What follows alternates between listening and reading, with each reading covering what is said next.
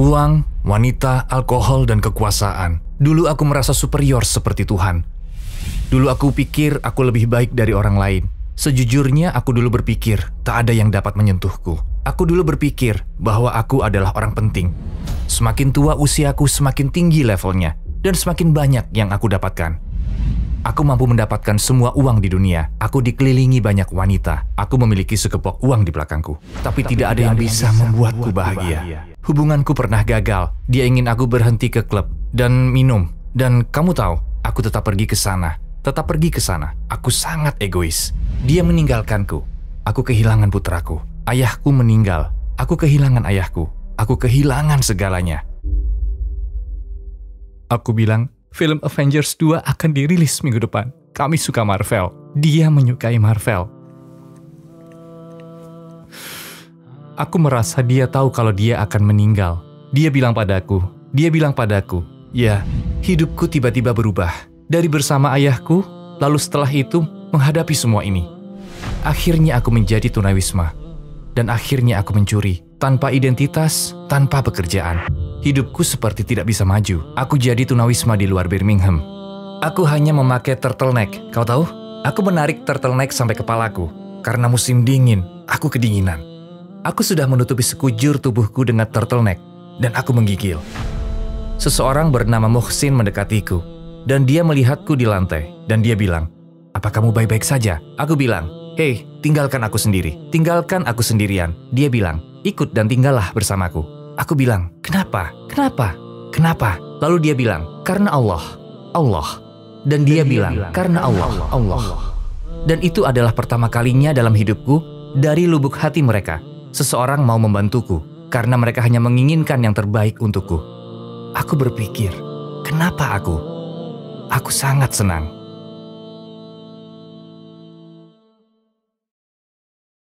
Assalamualaikum Ibrahim. Kami Towards Eternity senang kamu bisa hadir di sini bersama kami. Aku ingin membuka pertanyaan dengan siapa Ibrahim Fatih? Bisakah kamu ceritakan secara singkat tentang kehidupanmu? Waalaikumsalam warahmatullahi wabarakatuh. Namaku Ibrahim Fatih. Sebelumnya dikenal sebagai Joseph Johnson.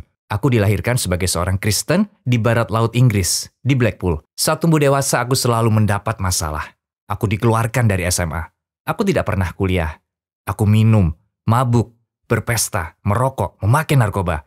Aku benar-benar tersesat, benar-benar tersesat. Aku masuk Islam pada tahun 2018 dan secara umum menjadi orang yang lebih baik, ayah yang lebih baik, dan manusia yang lebih baik. Alhamdulillah, begitulah semuanya dimulai. Jadi bagaimana kehidupan beragamamu dulu? Apa yang kamu yakini? Saat masih kecil, aku seorang Kristen. Aku dibaptis, menerima komuni kudus, dan menerima penguatan. Dan ya, aku percaya pada Tuhan. Bahkan sejak kecil, aku selalu percaya pada Tuhan. Aku tidak pernah takut akan Tuhan saat aku menjadi seorang Kristen. Tapi aku percaya pada Tuhan. Aku percaya pada para nabi. Tapi saat tumbuh dewasa, aku tidak pernah percaya bahwa Yesus adalah Nabi Isa alaihissalam. Jadi bahkan saat sekolah, aku ragu. Bahkan sampai SMA. Hal tersebut seperti masuk telinga kanan dan keluar telinga kiri. Jadi hal yang tidak masuk akal bagiku dalam agama Kristen. Yesus adalah Tuhan. Aku tidak percaya akan hal ini. Aku mempraktikkan agama ini saat masih kecil. Ya, kami pergi ke gereja pada hari Minggu. Umat Kristen hanya pergi ke gereja pada hari Minggu. Dan mereka pergi sendiri, misa hari Minggu. Mereka pergi ke sana dan pulang kembali ke rumah. Tidak banyak aturan ketat dalam agama Kristen. Hanya berdoa seminggu sekali, lalu pulang. Mereka berbuat dosa, dan kemudian kembali pada akhir pekan, kembali pada hari Minggu. Mereka percaya bahwa Tuhan akan mengampuni segala kesalahan mereka. Tidak peduli apa yang kamu lakukan, dan kamu akan masuk surga. Bagaimana masa remajamu? Masa remaja bagiku adalah masa yang cukup sulit. Karena saat tumbuh dewasa, aku pikir hal-hal ini akan membuatku bahagia. Jalan-jalan, berpesta, minum-minum, bermain wanita. Saat aku berusia 18 tahun, aku benar-benar dikelilingi dengan uang, wanita, alkohol, dan kekuasaan. Dulu aku merasa superior seperti Tuhan. Dan aku dulu berpikir aku lebih baik dari orang lain. Sejujurnya, aku dulu berpikir tak ada yang dapat menyentuhku. Aku dulu berpikir bahwa aku adalah orang penting. Dan itu sangat salah. Aku benar-benar benci diriku sendiri. Dulu aku pikir hal-hal ini akan membuatku bahagia karena aku merasa tidak bahagia. Tidak ada yang bisa membuatku bahagia di dunia ini. Aku tidak pernah bahagia. Aku bisa memiliki semua uang di dunia. Aku bisa dikelilingi oleh banyak wanita. Aku memiliki segepok besar uang di belakangku. Aku tidak bahagia. Tidak ada yang bisa membuatku bahagia. Tak ada yang bisa membuatku bahagia. Tak peduli apa yang telah kulakukan. Dan semakin dewasa, semakin tinggi tingkatannya, dan makin banyak yang kudapat, aku makin tidak bahagia. Jadi semakin memburuk karena aku berpikir, jika ini tidak bisa membuatku bahagia, tidak ada yang dapat membuatku bahagia. Dan aku merasa sengsara. Aku benar-benar sengsara. Aku tersesat. Aku tidak memiliki petunjuk dalam hidup. Aku minum sampai hampir mati malam itu. Tidak ada seorang pun yang ada untukku saat aku terpuruk. Dan tidak ada seorang pun yang benar-benar ada untukku sebagai teman. Mereka hanya ingin aku ikut bersama mereka. Kita semua turun bersama. Dan yang kupikir adalah teman, sama sekali bukan teman. Sekarang aku tahu itu. Aku memiliki seorang putra. Hubunganku pernah gagal. Mantanku ingin aku berhenti ke klub dan minum. Dan kamu tahu, dan aku tetap pergi ke sana. Dan aku terus pergi ke sana. Aku sangat egois. Dia meninggalkanku. Aku kehilangan putraku. Ayahku meninggal dunia. Aku kehilangan ayahku. Aku kehilangan segalanya. Ayahku membuatku bahagia.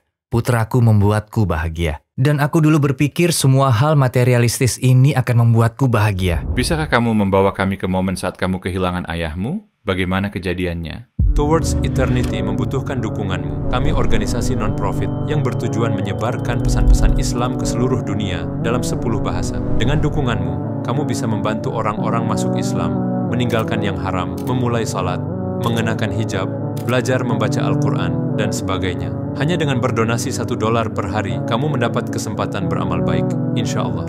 Donasi melalui Towards Eternity, dan jangan lewatkan kesempatan emas ini. Bisakah kamu membawa kami ke momen saat kamu kehilangan ayahmu? Bagaimana kejadiannya? Jadi ayahku meninggal saat aku umur 20 tahun. Dia meninggal secara tiba-tiba. Dia adalah sahabatku. Saat itu, aku berada di rumah mantan pacarku dan putraku berusia sekitar 2 bulan dan ayahku ada di rumahnya. Saudara perempuanku tinggal di sana. Dia menelponku dan mengatakan ayah pingsan. Ayah terkena stroke. Separuh wajahnya tidak berfungsi. Jadi setengah dari wajahnya, seperti terkulai ke bawah. Kakakku sungguh sangat khawatir. Aku tidak memikirkan apapun tentang itu. Ayahku sering keluar masuk rumah sakit. Ayahku menderita diabetes. Dan dia tidak terbiasa mengurus dirinya sendiri. Seperti kadang-kadang terlewat suntikannya. Aku tidak memikirkan apapun. Dan aku pergi ke rumah sakit. Ayah dilarikan ke rumah sakit. Mereka menyuntiknya untuk membuatnya pingsan, anestesi. Aku hanya ingat dia datang. Semua saudara laki-laki dan saudara perempuan datang. Kami 6 bersaudara. Lalu dia membawa kami ke sebuah ruangan dan dia berkata seperti, aku tidak tahu bagaimana cara menceritakannya padamu. Ibuku meninggal karena hal yang sama. Aku bilang, apa yang ayah bicarakan? Ayahku mengalami pendarahan otak. Aku ingat, semua orang langsung menangis. Butuh beberapa saat bagiku untuk memproses apa yang terjadi. Ayah berada di ranjang rumah sakit. Aku ingat malam itu, semua saudara perempuanku, mereka harus kerja besok. Dan mereka pulang karena mereka punya anak. Aku ditinggal di rumah sakit. Aku sendirian. Aku hanya berjalan-jalan di rumah sakit berputar-putar sepanjang malam. Aku tinggal di tempat tidur bersamanya. Dan aku menatapnya untuk terakhir kalinya.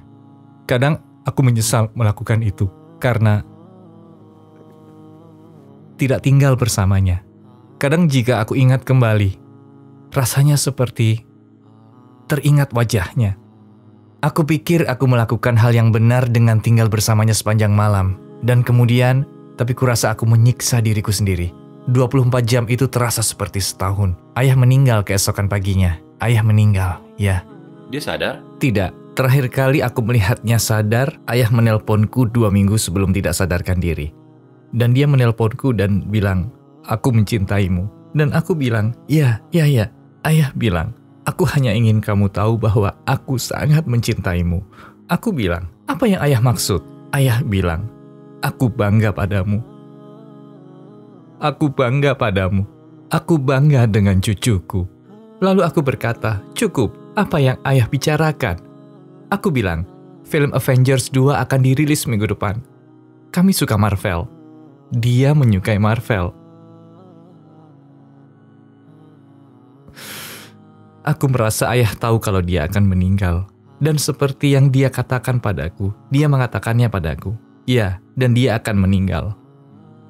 Tanpa gejala atau tanda apapun, dia merasakannya. Dia merasakannya. Aku rasa dia mungkin sudah pergi ke dokter beberapa minggu sebelumnya, dan dia tahu. Dia hanya tidak ingin memberitahu kita. Aku belum siap menghadapi dunia. Saat dia pergi, aku tidak. Di dalam pikiranku, aku berusia sekitar 20 tahun. tetapi pikiranku masih seperti anak berusia 16 tahun saat itu. Aku benar-benar berjuang setelah dia pergi. Aku tidak tahu bagaimana cara hidup. Aku tidak tahu bagaimana cara melunasi kredit dan sewa rumah. Itulah mengapa aku sering keluar dengan temanku. Dan aku akan mendapat masalah. Dan aku akan melakukan hal buruk lainnya. Akhirnya aku menjadi tunawisma dan akhirnya aku mencuri. Bukan dari toko-toko atau orang-orangnya, tetapi... Assalamualaikum saudara-saudariku, kami menyadari 80% penonton kami, termasuk pada video ini, belum mensubscribe channel kami. Seperti yang kamu tahu, kami adalah organisasi non-profit dan iklan dinonaktifkan pada video-video kami. Towards Eternity bukan hanya sebuah YouTube channel, tapi juga sebuah madrasah. Di sini kami mencoba mengedukasi diri kami sendiri dan para remaja. Alasan kami meminta ini adalah untuk menyebarkan kebenaran, mungkin terlihat seperti tindakan kecil, tapi insya Allah itu akan membantu kita menjangkau jutaan orang. Sekarang ayo klik tombol subscribe dan mari berjalan bersama Towards Eternity. Aku benar-benar berjuang setelah dia pergi. Aku tidak tahu bagaimana cara hidup. Aku tidak tahu bagaimana cara melunasi kredit dan sewa rumah. Itulah mengapa aku sering keluar dengan temanku. Dan aku akan mendapat masalah. Dan aku akan melakukan hal buruk lainnya. Akhirnya aku menjadi tunawisma dan akhirnya aku mencuri. Bukan dari toko-toko atau orang-orangnya, tetapi... aku akan pergi ke tempat-tempat seperti Harrods atau semacamnya, di mana hal itu tidak akan mempengaruhi siapapun, hanya seorang jutawan. Aku tidak punya paspor, aku tidak punya rekening bank saat itu, dan aku tidak punya identitas di negaraku. Jadi aku terjebak dalam sistem, tidak ada identitas, tidak ada pekerjaan. Aku merasa hidupku tidak bisa maju. Aku tidak punya uang untuk membuka rekening bank. Aku tidak punya rekening untuk mendapatkan uang pada saat itu. Jadi aku harus melakukan hal-hal yang tidak ingin aku lakukan. Lalu mereka menempatkanku di sebuah hostel. Hostel adalah tempat mereka menempatkan orang-orang yang tidak punya tempat tinggal atau orang yang keluar dari penjara. Tapi aku ingat mereka menempatkanku di William Booth, di Hull City. Kenapa kamu harus meninggalkan rumahmu? Apakah kamu tidak Karena punya itu rumah kredit. Rumahnya digadaikan. Dan itu benar-benar dijual. Saat ayah meninggal, aku jadi terlilit utang. Kami akhirnya terlilit utang sebesar 5.000 pound. Kita semua, ayahku punya hutang. Jadi kami harus membayarnya. Jadi rumahmu telah terjual? Terjual dalam waktu seminggu. Lalu kamu menjadi tunawisma? Ya. Bagaimana dengan seluruh anggota keluargamu? Keluargaku, mereka punya rumah sendiri. Aku tinggal bersama ayah. Mereka punya pasangan dan anak-anak. Mereka punya ego mereka sendiri. Aku tidak mau ikut campur. Aku tidak ingin ikut campur dengan mereka. Jadi aku memilih untuk berjuang dan hidup sendiri. Mereka akhirnya memindahkanku ke Willie Booth. Ini tempat yang buruk dan lalu aku akhirnya dipindahkan dari satu hostel ke hostel lainnya. Saat itulah aku mulai mengalami keterpurukan. Karena aku mulai menghabiskan waktu dengan orang-orang yang berbeda. Hidupku tiba-tiba berubah. Dari bersama ayahku, lalu setelah itu mengalami semua ini. Lalu setelah itu aku mulai ke klub karena aku hanya ingin keluar dari sana dan buka rekening bank, serta membuat identitas yang telah aku lakukan. Jadi dulu aku bahkan tidak pernah minum. Aku mulai banyak minum saat ayahku meninggal. Karena aku muak dan lelah terus-menerus seperti ini. Seperti aku sedang terluka dan keadaannya makin memburuk. Lalu hal-hal lain juga muncul. Mulai berpesta dan melakukan hal-hal buruk lainnya. Mulai pergi ke klub. Itulah yang aku maksud. Aku tidak suka mengatakannya. Tapi aku mulai melakukan hal lain selain minum. Itu saja yang bisa aku katakan saat aku berada di klub. Pernahkah kamu tidur di jalanan? Iya pernah. Bagaimana pengalaman itu? Buruk. Tentunya sangat buruk. Jadi Blackpool adalah kota asalku. Aku dari Cleveland dan tidak ada hostel untuk para tunawisma. Karena daerahnya cukup bagus. Jadi aku merasa seperti tunawisma sepenuhnya. Lalu pemerintah wilayah tidak mau membantuku, memberiku akomodasi. Jadi aku pindah ke Birmingham. Di Birmingham bahkan lebih buruk. Aku pergi ke Willie Booth di Birmingham, sebuah hostel, dan pengadilan Washington. Dan itu situasi yang sangat berbeda di Birmingham. Singa yang besar, lebih berkuasa. Kamu tahu, orang-orang di sana, beberapa dari mereka tidak terlalu baik. Aku keluar dari hostel itu. Aku tinggal di luar McDonald's. Aku tidak ingin berada di sekitar situ untuk... Aku pernah berada di sekitar orang-orang seperti itu. Itu sudah berlalu. Aku tidak akan melakukannya lagi. Aku ingin bangkit. Jadi aku menjadi tunawisma di luar Birmingham.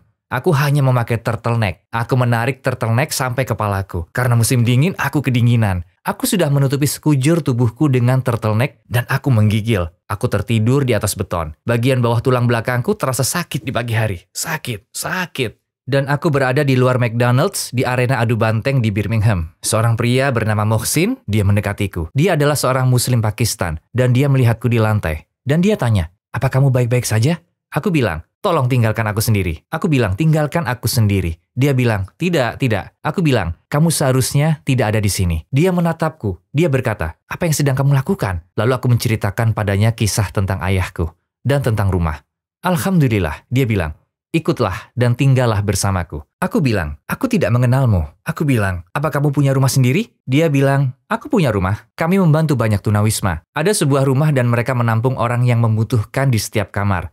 Ada yang kosong tanpa ada seorang pun di sana. Dan dia membiarkanku tinggal di dalamnya. Aku bertanya, mengapa? Mengapa? Mengapa? Dia bilang, karena Allah. Allah. Saat dia mengatakannya, aku tersenyum. Aku tidak mengerti pada saat itu. Karena orang-orang di sekelilingku tidak mau melakukannya kecuali mereka mendapatkan imbalan.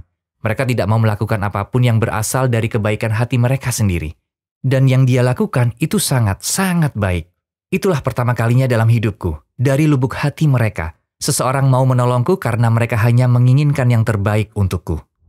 Lalu apa yang terjadi sampai kamu mengambil langkah lebih jauh menuju Islam? Ya, jadi aku tidak tahu banyak tentang Islam. Aku mempelajari Konstantinopel di SMA. Saudaraku Mohsin, dia tidak menyebut Islam. Selama sekitar sebulan saat aku berada di sana. Orang bilang aku dimanipulasi. Dalam artian ditekan dan dimanipulasi untuk bergabung dengan Islam. Atau orang-orang mengira aku pernah dipenjara. Itu tidak benar. Tapi persaudaraan, mereka baru saja menjemputku, membuatku bangkit kembali, dan memperlakukanku sebagai manusia yang lebih baik. Mereka tidak membahas apapun tentang Al-Quran. Mereka tidak menyebutkannya satu kali pun. Aku bersumpah. Demi Allah, mereka tidak menyebutkannya sekalipun. Dan mereka membuatku bangkit kembali, bahwa aku ke gym dan hanya karena saat mereka menemukanku, aku berada di titik ini. Aku selalu sangat kuat secara mental. Namun aku hancur, aku terpuruk, aku hancur berkeping-keping. Jadi mereka mengajak aku ke gym. Benar-benar meningkatkan kepercayaan diriku. Lalu mereka mulai mengajak aku keluar perlahan di Birmingham. Aku sedang berjalan menuruni Hodge Hill, Handsworth, dan mereka semua mengenalku. Dan aku bahkan belum menjadi seorang muslim. Mereka memanggilku saudara. Mereka memelukku. Rasanya seperti aku punya keluarga dan Masya Allah, itu menakjubkan, itu indah. Sepanjang hidupku, aku hanya ingin dipeluk. Kamu tahu? Lalu aku menemukan bahwa dalam Islam dan persaudaraan itu benar-benar membuatku tertarik pada Islam. Aku tidak pernah merasakan persaudaraan seperti yang aku alami dalam komunitas muslim. Aku tidak pernah percaya pada teman-temanku. Teman-temanku selalu mencoba untuk berbuat jahat padaku. Jangan salah paham, umat muslim tidak sempurna. Tetapi mayoritas adalah orang-orang yang takut akan Tuhan. Kami mulai berbicara tentang agama. Dan aku menyukai perdebatan, keagamaan, filsafat. Aku suka berdebat yang berada di luar pemahaman manusia, apapun itu. Kita sedang berbicara tentang agama Kristen. Kita berbicara tentang agama. Rasanya seperti memiliki pembicaraan kita sendiri. Dan mereka mulai menyuruhku untuk menonton Ali Dawah dan Den Hamzah, Muhammad Hijab. Aku mencoba bilang bahwa Injil itu asli, tapi aku tidak bisa bilang apa-apa. Dan Alhamdulillah, karena aku tidak bisa bilang apa-apa, aku pun setuju. Kamu mencoba membela Alkitab? Aku tidak mencoba membelanya, tapi maksudku, mereka mencoba mengajarkan Al-Quran padaku. Maksudku, pada saat itu, aku mencoba untuk bertahan, karena saat itu aku masih seorang Kristen. Tetapi aku tidak bisa bilang apa-apa. Aku setuju dengan semua yang mereka katakan. Sebelum Islam, aku tidak tahu bahwa kita percaya pada Tuhan yang sama. Aku tidak tahu kita beriman pada Nabi yang sama. Sungguh, kupikir mereka akan percaya pada hal lain. Saat aku mulai menonton dakwah, segalanya mulai masuk akal bagiku. Dan Masya Allah, rasanya sangat indah saat kita percaya pada Nabi yang sama. Aku sangat terkejut dan kaget seperti bagaimana aku tidak mengetahui semua ini sepanjang hidupku. Bagaimana mungkin aku tidak tahu hal ini? Aku telah dibohongi sepanjang hidupku. Demi Allah, aku telah dibohongi sepanjang hidupku. Dari media sosial dan propaganda dan mendengarkan apa yang dikatakan orang lain. Aku sangat bodoh dan salah arah. Dan aku mulai mengambil keputusanku sendiri. Aku menemukan kebenaran dalam Al-Quran. Karena satu alasan saja. Disinilah aku menemukan kebenaran dalam Al-Quran. Di mana aku bisa mengatakan benar, ini asli, ini kebenaran. Hafalan Hafiz. Jika ada yang mencoba mengubah Al-Quran, umat muslim akan mengetahuinya. Kamu meminta seorang Kristen untuk mulai membaca halaman-halaman tentang Alkitab. Mereka tidak akan mampu melakukannya. Jadi cinta dan gairah, pelindung sejati firman Allah melalui para hafiz. Bagiku secara pribadi, para hafizlah yang memberiku bukti bahwa orang-orang ini memiliki begitu besar cinta terhadap firman ini, kitab ini. Mereka akan mengingatnya dan mendedikasikan hidup mereka untuk itu. Bagiku itu adalah keaslian yang sangat-sangat besar. Aku mulai bertemu dengan saudara-saudara lainnya dan aku mulai menonton dakwah dan kemudian aku belajar, pergi sholat di masjid dan belajar sholat. Sebelum menjadi muslim? Sebelum menjadi muslim, aku ingin merasakan dan melihatnya. Aku tertarik. Mereka bilang, kamu tidak harus menjadi seorang muslim untuk pergi ke masjid. Siapa saja dipersilahkan. Walaupun kamu seorang Kristen, siapa saja boleh masuk, tidak apa-apa. Alhamdulillah. Dan aku hanya ingin pergi melihat. Aku sangat gugup pada saat pertama kali aku pergi ke masjid. Aku takut. Aku gugup karena aku takut mereka tidak akan menerimaku. Saat aku masuk ke sana, Mereka datang, memeluk dan menciumku. Dan mereka berkata salam. Apakah kamu ragu-ragu dengan penampilanmu karena... Awalnya karena tato, karena aku pernah dengar dalam Islam tidak diperbolehkan. Aku berpikir bagaimana aku akan diterima sebagai seorang muslim. Ini akan sulit bagiku. Aku berpikir bahwa muslim mungkin akan menyulitkanku. Tapi itu sama sekali tidak benar. Mereka langsung bilang, Al-Ghafur, Ar-Rahim, Allah Subhanahu wa Ta'ala, Maha Pemaaf. Tidak masalah dengan apa yang kamu lakukan sebelumnya. Jika kamu kembali ke Islam, kamu seperti bayi yang baru lahir. Kamu benar-benar baru, bersih, semua dosamu diampuni.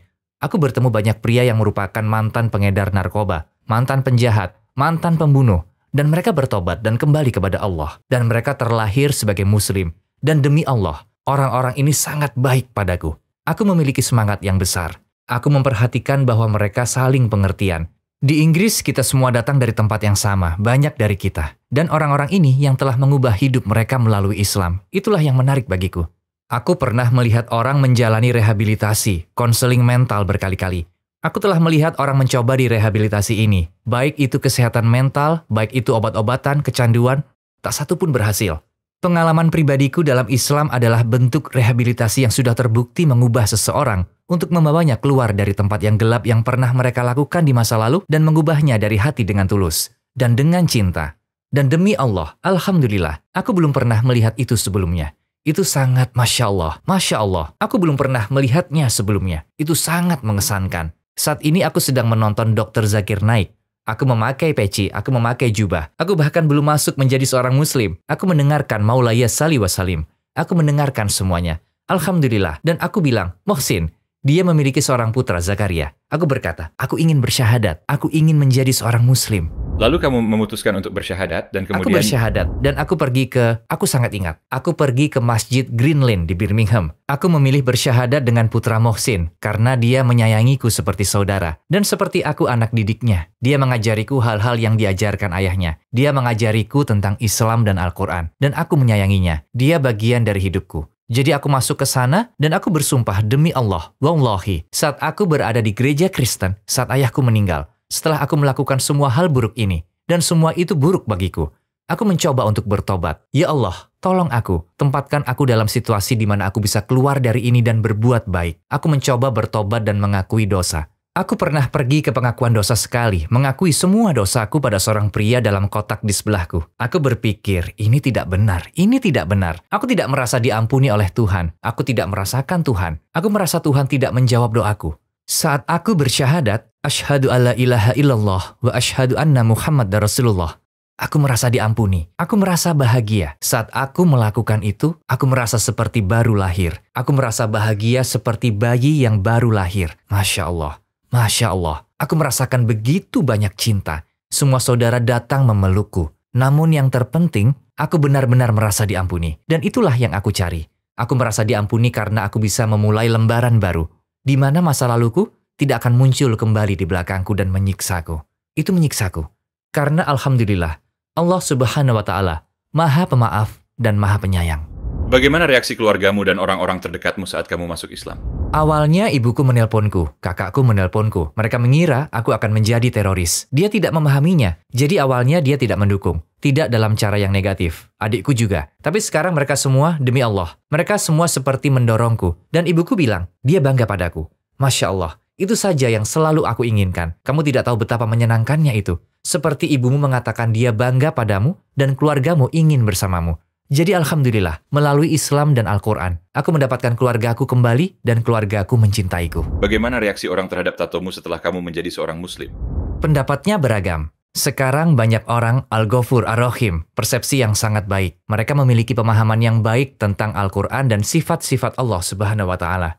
Al-Hakam yang bisa menghakimi, tak seorang pun bisa menghakimi. Kadang saat aku pergi umroh, ada para ibu-ibu dan aku bilang, Bu, maaf, astagfirullah. Ada para bapak-bapak dan mereka seperti...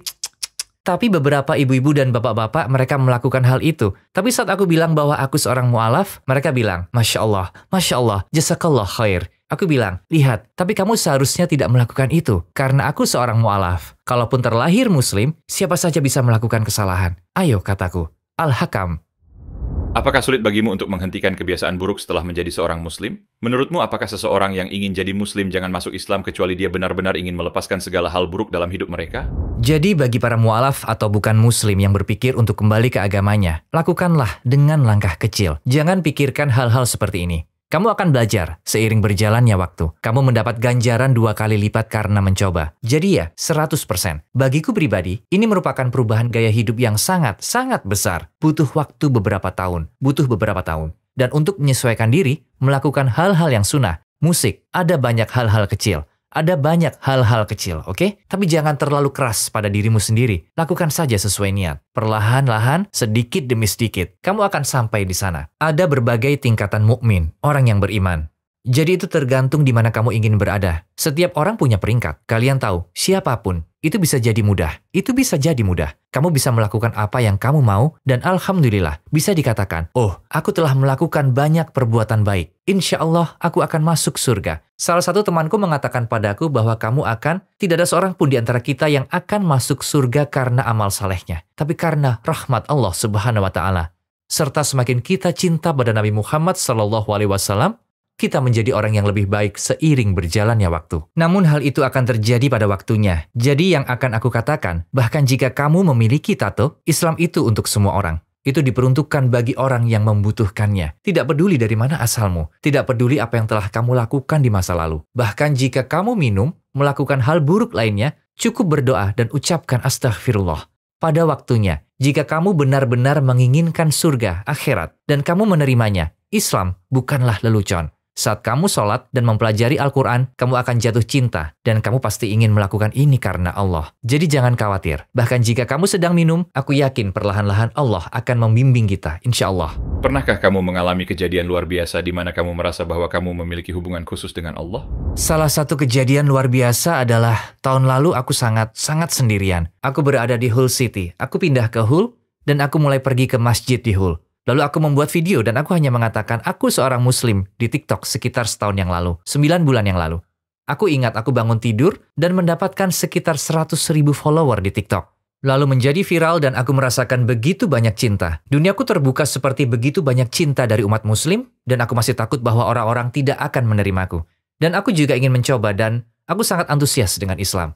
Aku ingin mencoba dan menunjukkannya kepada orang lain juga bahwa Islam itu damai. Sejak aku online di sosial media, ada ribuan orang yang berterima kasih tentang tato dan itu memberiku lebih banyak kekuatan dan lebih banyak cinta dan damai di hati. Dan sejak saat itu, ada lebih dari 1.000 orang, mereka mengirim email mengatakan bahwa mereka bersyahadat karena video yang aku buat dan aku telah menunjukkan pada mereka bahwa Islam itu damai dan kemudian melihatnya secara langsung. Itu membantu mereka. Jadi sejak pertama kali aku membuat video itu, lebih dari 1.000 orang di seluruh sosial media mengirim pesan tentang non-muslim yang sudah bersyahadat atau membeli Al-Quran dan sedang mempelajari Islam. Mereka ingin aku mencoba dan mengajari mereka. Jadi aku pandu mereka ke server mu'alaf ini. Aku ingin Allah Subhanahu wa Ta'ala menyelamatkan mereka. Dan jika aku bisa berperan untuk mencoba dan berada di sana untuk mereka, insya Allah aku selalu ada. Kamu sudah berkali-kali umroh, tapi saat kamu pergi umroh untuk pertama kalinya, hal apa yang paling mempengaruhimu dan kenapa? Saat aku pergi ke Masjid Al-Haram, begitu banyak orang di satu tempat, semua ras, semua warna, setiap negara. Dan aku tahu ini jawabannya. Orang-orang datang ke sini untuk ibadah, untuk Allah. Tidak seperti Vatikan, orang-orang di sana untuk melihat paus. Namun mereka ada di sana karena Tuhan. Mereka benar-benar orang soleh. Dan inilah solusi, jawaban untuk rasisme. Itu perdamaian dunia. Itulah momen besar bagiku. Islam adalah solusi segala hal, jawaban untuk setiap masalah. Islam adalah panduan hidup. Ini adalah cara hidup. Aku ingat saudaraku Anas. Aku menyayanginya. Dia dari Dagestan. Dia biasa menelponku dari Mekah, Hotel Swiss, dan mulai memanggilku dan menunjukkan Ka'bah. Ini Ka'bah, aku berdoa untukmu. Aku akan pergi umroh untukmu. Aku ingat dia membawaku ke Madinah terlebih dahulu. Jadi kami melakukan hijrah secara terbalik. Kami pergi ke Masjid Al-Nabawi, tapi kami melaksanakan niat kami di Madinah dan kemudian melaju sepanjang jalan. Dan kita naik mobil. Aku tidak akan pernah melupakan itu. Pergi ke semua tempat ini. Akan menyukai semua tempat di sana dan hal-hal lain. Dan kami berbicara tentang bagaimana tata cara ibadahnya. Itu sangat istimewa. Seperti saat pertama kali aku merasa, kenapa aku? Aku sangat bahagia.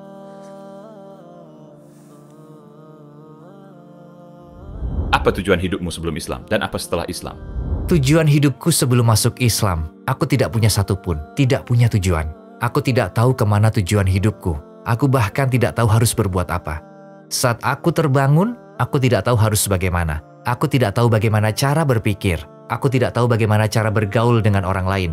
Aku terbangun, aku begitu tersesat. Aku tidak tahu harus berbuat apa. Kamu tahu, aku sangat tersesat. Tapi sekarang, insya Allah, aku ingin perlahan hilangkan tato. Butuh waktu. Aku banyak bepergian.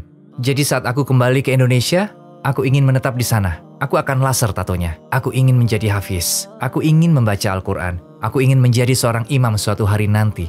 Dan aku ingin berdakwah. Aku ingin berdakwah dengan ahli dakwah, dengan Akhi Aiman. Jadi aku akan belajar, insya Allah. Mungkin aku akan ke Speaker's Corner dan berdakwah. Aku ingin menjadi hafiz. Aku cinta Al-Quran. Saat pertama kali membuat TikTok, saudara-saudaraku, para imam dari Saudi, banyak tempat, Irak, mereka gabung ke siaranku dan mereka membacakan Al-Quran kepadaku untuk membuatku jatuh cinta pada Al-Quran, untuk menunjukkan keindahannya. Dan mereka perlahan mulai membacakannya kepadaku.